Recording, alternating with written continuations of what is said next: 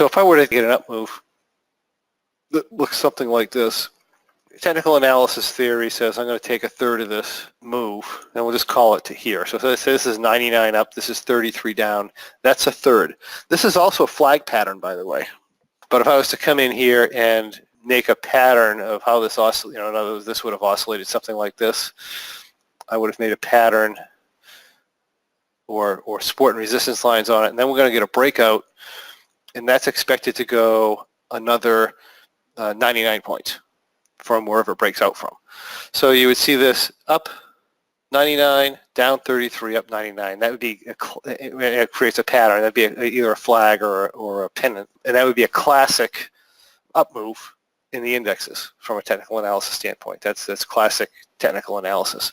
So that's what we're looking for from a point standpoint for a reset. That's what we're going to call a reset. Anything 33% or bigger.